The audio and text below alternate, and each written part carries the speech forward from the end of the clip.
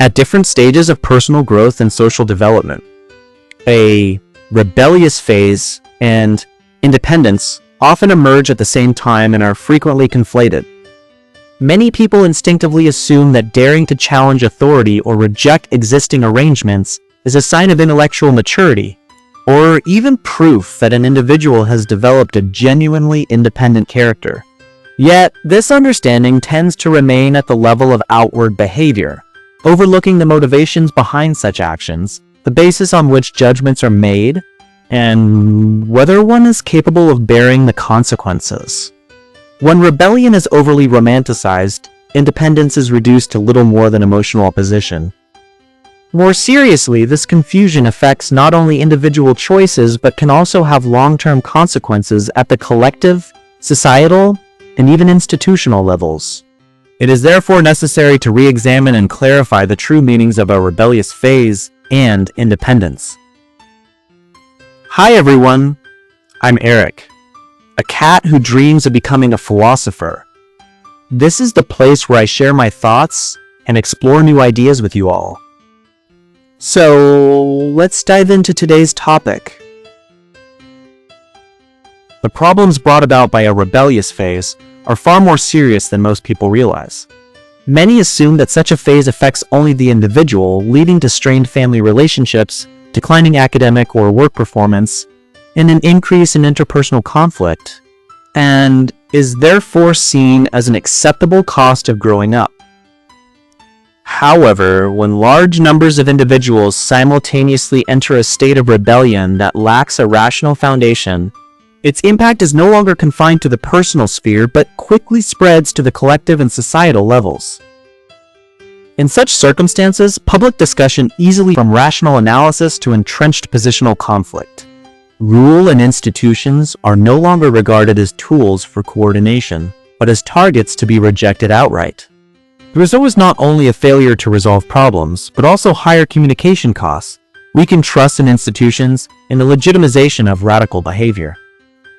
At a higher level, if this mindset is projected onto national or even international affairs, it may lead to misguided decisions and an escalation of conflict. By contrast, independence is the capacity to understand real-world constraints, weigh consequences, and take responsibility for one's own choices. Without a clear distinction between rebellion and independence, society risks encouraging destructive behavior while suppressing genuinely constructive thinking. For this reason, understanding the difference between the two is of critical importance. When a rebellious phase is not properly understood, it is often mistaken for an inevitable stage of development, or even justified as an expression of courage. This allows irrational behavior to be packaged as moral righteousness. Over time, it dulls individuals' sensitivity to consequences and gradually erodes society's tolerance for rational debate. When emotion takes precedence over analysis, decision-making ceases to be about solving problems and becomes instead a means of signaling one's stance. This is one of the key reasons why the dangers of a rebellious phase are so often underestimated. A rebellious phase is a psychological and behavioral state characterized primarily by the rejection of existing authority, rules, or values. Its core is not the proposal of better alternatives, but a sense of resistance to and confrontation with the established order itself. In this state, opposition tends to come before understanding, emotion before analysis, and choices of action are not guided chiefly by consideration of real-world consequences. For those in a rebellious phase, negation carries strong symbolic meaning. By opposing authority or the mainstream, they are able to define their distance from the existing system and thereby experience a fleeting sense of autonomy. Yet this sense of autonomy is not grounded in capability, knowledge, or sound judgment. It is built on positional opposition and is therefore highly unstable. More importantly, patterns of behavior during a rebellious phase are remarkably uniform and predictable. Once a particular position is labeled as authoritative or mainstream, the rebel is inclined almost automatically to take the opposite stance. This reflexive opposition, in fact, makes such individuals more vulnerable to external manipulation than those who simply conform. When opposition becomes the sole guiding principle, genuine freedom of choice is paradoxically lost. The ease with which a rebellious phase emerges is also closely linked to the way the surrounding environment responds. When individuals raise questions but receive only emotional reactions or simplistic labels rather than reasoned discussion, their oppositional mindset is reinforced, and resistance gradually comes to be seen as the only effective means of communication. Under such patterns of interaction, rebellion ceases to be a transitional state and hardens into a long-term behavioral habit. Furthermore, a rebellious phase is often accompanied by the oversimplification of complex issues, compressing multi-layered factors into a single binary judgment of right and wrong. This not only lowers the quality of thinking, but also increases reliance on group affirmation to sustain a sense of self-worth. Once external validation is lost, rebellious behavior may intensify instead, ultimately forming a vicious cycle that makes it difficult to return to rational evaluation and genuinely autonomous choice. Independence is not the same as refusing to rely on others, nor is it synonymous with opposing authority. Rather, it is a state of capability grounded in understanding, judgment, and the willingness to bear responsibility. Genuine independence means that an individual can, amid multiple and often competing influences and constraints, clearly analyze the available options and choose the course of action that best serves their long-term interests. An independent person does not instinctively reject rules simply because they originate from authority, nor do they derive a sense of self-worth from opposition itself. Instead, they first seek to understand the background and function of those rules, and then assess whether they remain reasonable. Even when the eventual choice is to comply with existing arrangements, as long as this decision follows rational evaluation, it is still an expression of independence. Independence also entails a clear-eyed understanding of the nature of real-world interactions. In most situations, any action can potentially be used by others to their advantage. Independence does not mean avoiding being used, but recognizing this reality and making the choice that is most beneficial to oneself within structures of mutual utilization. This, too, is a mark of maturity. Moreover, independence is not a posture designed for outward display, but an internal mode of operation. When an individual possesses genuine independence, their thinking naturally shifts towards assessing consequences rather than anticipating others' reactions. Before making a decision, they actively consider the long-term implications of their actions and whether they have the capacity to bear those consequences, rather than acting merely to oppose a particular stance or to meet certain expectations. Independence also means accepting the constraints of reality, including limited resources, incomplete information, and the fact that one's own abilities may not yet be fully developed. On this basis, one still strives to make the most reasonable choice available, instead of evading responsibility or attributing failure solely to external circumstances. Only when a person can maintain rational judgment and take responsibility for the outcomes of their choices, in the absence of applause or support, can they truly be called independent. This state may be understated, but over time it grants the individual a far greater degree of autonomy and stability. The most fundamental difference between a rebellious phase and independence lies in the motivations behind behavior and the logic of decision-making. A rebellious phase is centered on opposition, deriving its value from negation itself, whereas independence is outcome-oriented, drawing its value from whether one's choices bring tangible benefit and whether one is able to bear the consequences. In terms of how decisions are made, those in a rebellious phase tend to judge right-wrong on the basis of stance. Once an option is perceived as mainstream or supported by authority, it is rejected, regardless of its actual effectiveness. By contrast, an independent individual focuses on costs, risks, and long-term impact. Even if a proposal originates from authority, it can be accepted so long as it is reasonable. At the level of impact, a rebellious phase tends to generate conflict and instability. yet struggles to produce sustained improvement. Independence, on the other hand, contributes to correction and optimization within existing systems. Most critically, a rebellious phase is highly susceptible to manipulation, whereas independence possesses a degree of resistance to being manipulated. Confusing the two serves only to encourage immature behavior. The deepest distinction between rebellion and independence is also reflected in how responsibility is understood. A rebellious phase often treats responsibility as an external form of pressure, and therefore instinctively resists bearing it, sometimes even regarding the refusal of responsibility as an expression of autonomy. In reality, this behavior is merely a way of avoiding consequences and does not truly establish independent decision-making. When actions lead to unfavorable outcomes, those in a rebellious phase are more inclined to blame institutions, other people, circumstances, or perceived unfairness, rather than revisiting and correcting their own judgment. As a result, their behavioral patterns struggle to accumulate meaningful experience. Independence, by contrast, necessarily involves the active acceptance of responsibility.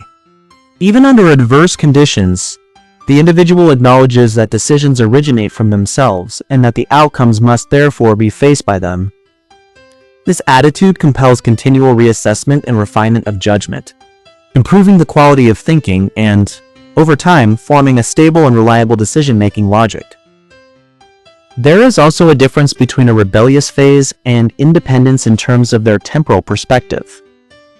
A rebellious phase is largely driven by immediate emotion, prioritizing instant feedback and the signaling of one's position while neglecting long-term costs and downstream effects. Independence naturally extends the time horizon of thinking, viewing short-term disadvantage as a necessary price for long-term stability, and thus tolerating temporary misunderstanding or even misinterpretation. This divergence means that rebellious behavior is often brief and intense, but difficult to sustain, whereas independent behavior is understated yet capable of exerting lasting influence in reality. Ultimately, a rebellious phase is a stage in which the self is affirmed through confrontation, while independence is a state in which one's own judgment can be maintained without the need for opposition. Between the two lies a clear and non-negotiable boundary in terms of maturity and practical effectiveness. The focus when dealing with a rebellious phase should not be on suppressing dissenting voices, but on exposing the internal contradictions within that mindset. Because those in a rebellious phase typically aspire to independence and regard being used as a sign of immaturity, pointing out that rebellious behavior is in fact more easily exploited can be an effective way of guiding them. Once it is made clear that rebellion, due to its predictability, is more readily manipulated, their existing self-perception can be unsettled. Going a step further, simply framing undesirable behaviors as ones that are easy to exploit.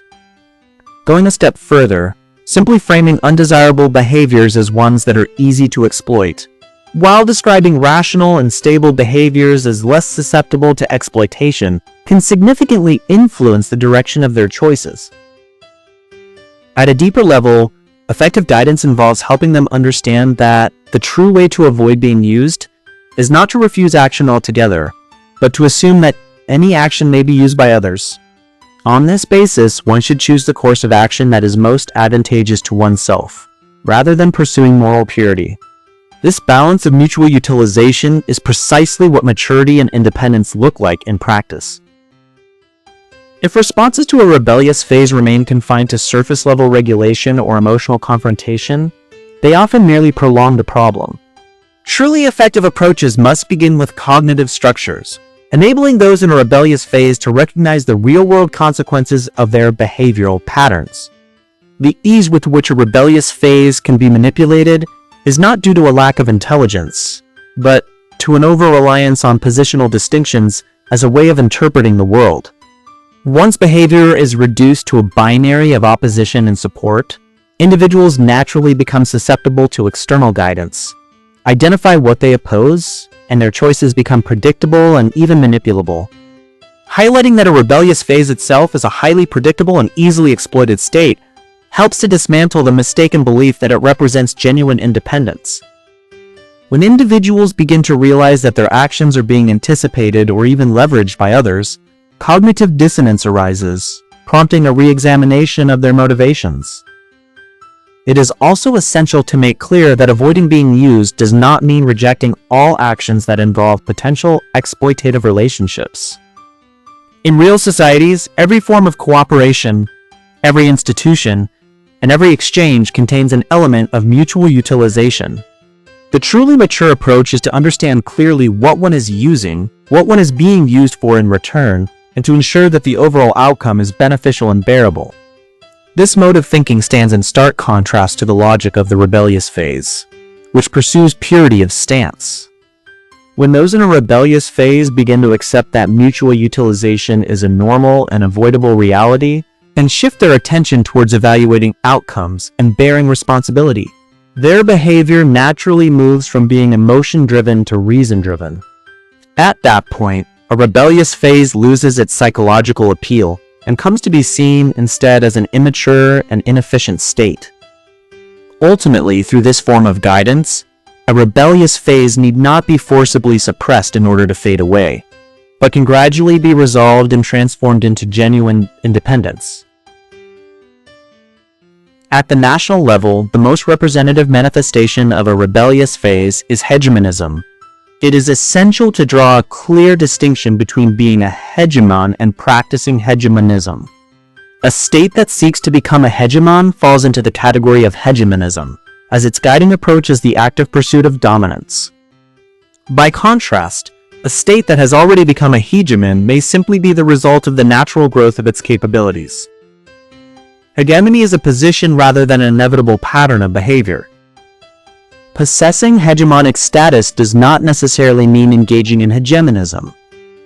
On the contrary, the most aggressive forms of hegemonism often originate from states that have not yet become hegemons but are eager to demonstrate that they are not constrained by others. This behavioral pattern of proving independence through confrontation with the existing order closely resembles the rebellious phase at the individual level. In this sense, hegemonism can be understood as a rebellious phase at the level of the state. A national-level rebellious phase is, at its core, a condition in which self-positioning has not yet been fully consolidated. When a country grows rapidly within the international system but has not yet developed institutional confidence commensurate with its strength, it is prone to viewing external rules as forms of oppression rather than as frameworks for cooperation. As a result, any international order perceived to be dominated by established powers is instinctively rejected, even if, in practice, that order continues to provide stability and benefits.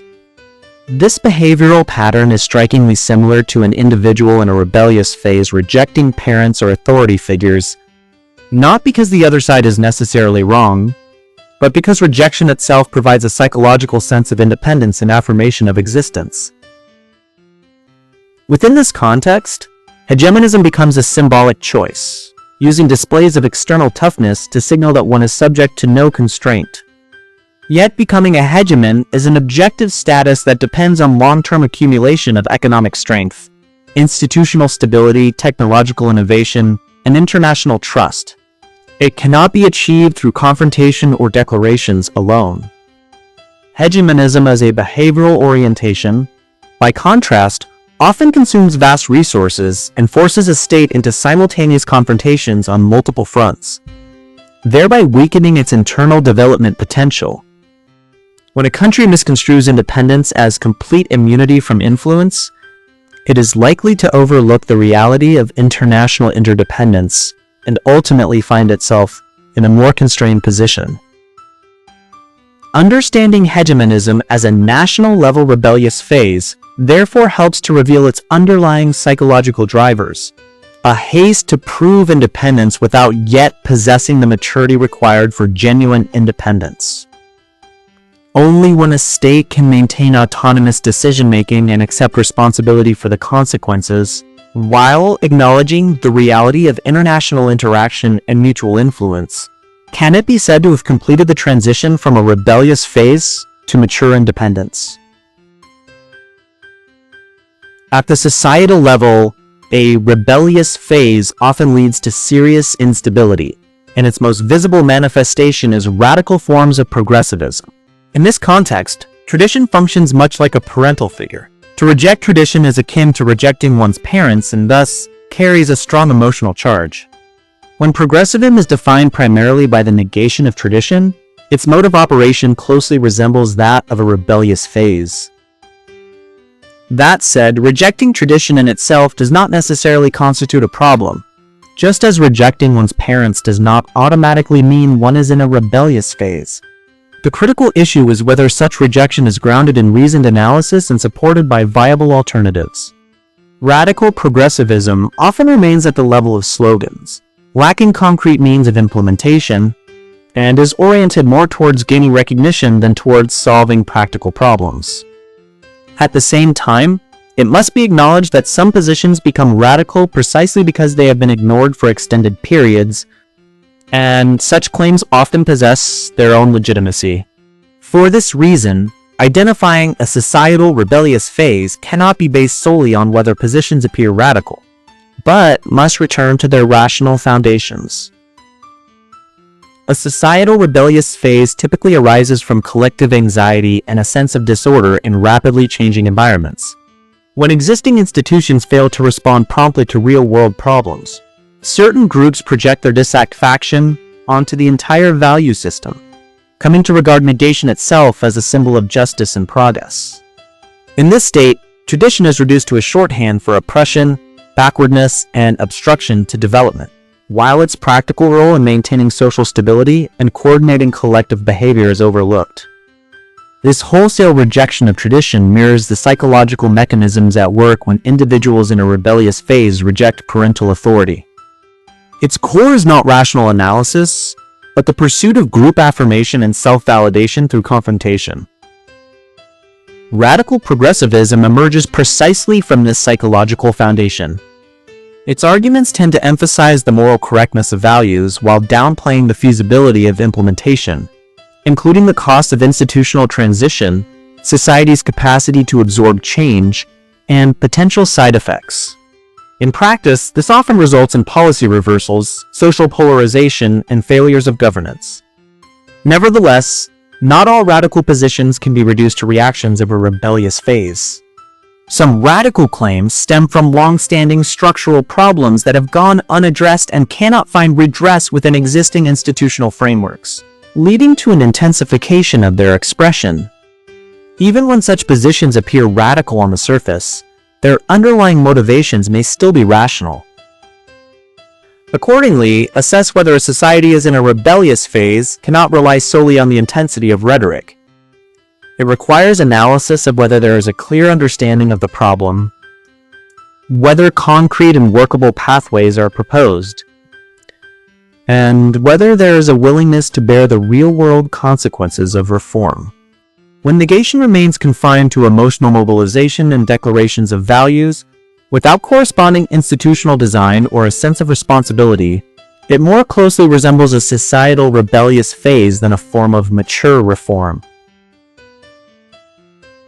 Institutional rigidity is difficult to eliminate largely because it is, in itself, an effective response to the administrative disruption caused by a rebellious phase.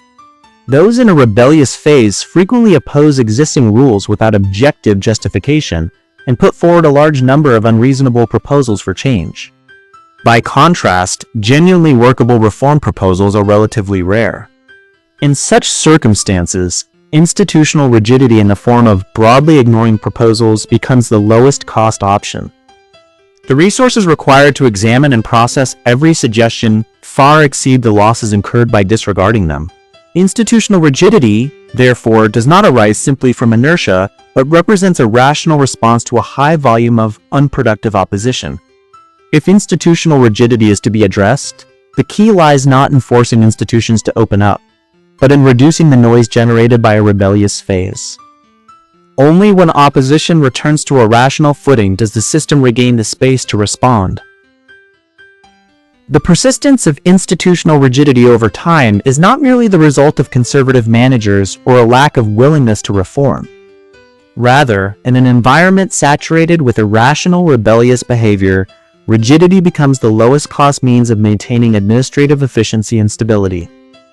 Those in a rebellious phase often demand changes to existing rules without objective evidence or a holistic perspective. Their claims typically originate in emotional dissatisfaction and positional negation, rather than an analysis of real operational problems.